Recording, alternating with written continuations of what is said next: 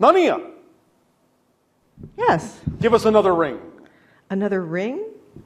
You mean like this? Yes.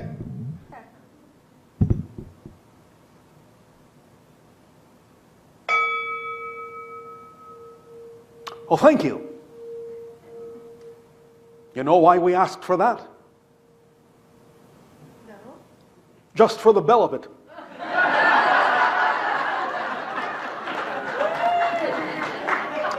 You may continue with your questions if you wish.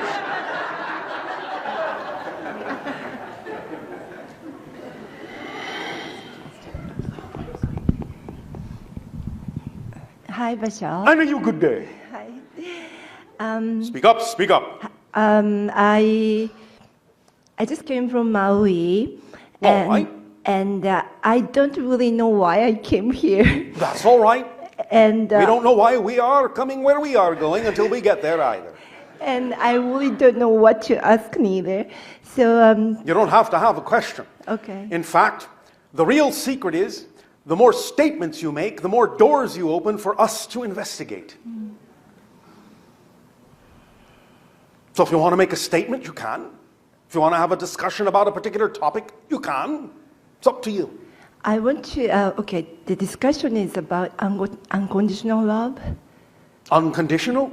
Unconditional love. Yes. And? Yeah, I want to know more about what do you think of it? Well, what you call in your frequency unconditional love is actually the vibration, the frequency of existence itself. Okay. And if you will look in your dictionaries, you will see that unconditional means unconditional, without condition whatsoever. Therefore, the idea of understanding that the vibratory frequency of existence itself translates in your reality as unconditional love, unconditional support, unconditional allowance.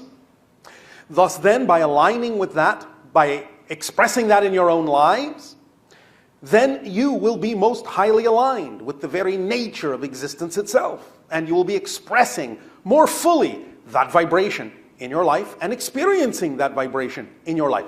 But it begins with you. You must allow yourself to unconditionally love yourself.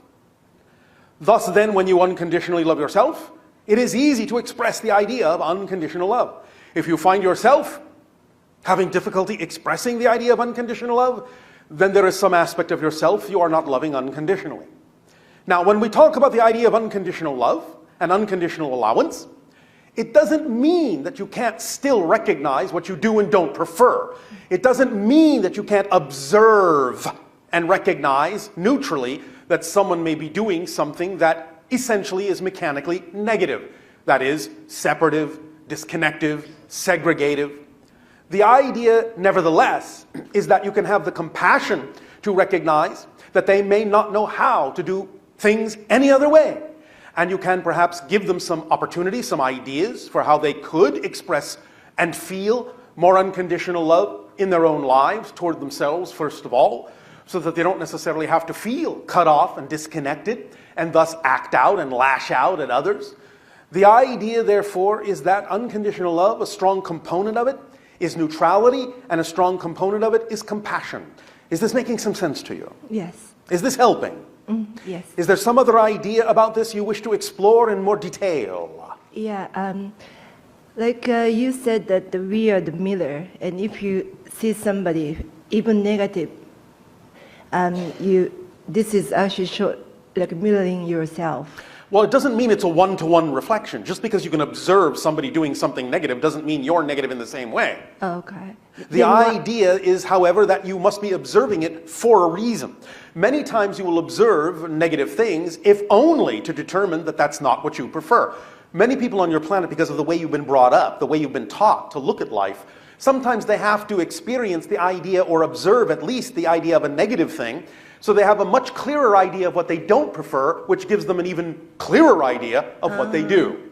So there are many ways to use this idea. You don't have to necessarily assume that anything is a one-to-one reflection. There is always going to be some relevance or some difference within the idea of why you are experiencing what you're experiencing as opposed to what the other people in that same situation are experiencing. You have to determine for yourself what's true about your involvement in that experience and love yourself unconditionally enough to go exploring and find out what that is. And at the same time, thus serve the others by helping them also discover more about who they are and perhaps give them more of an opportunity to see through you as an example of unconditional love, how they could also express unconditional love toward themselves and others in life as well.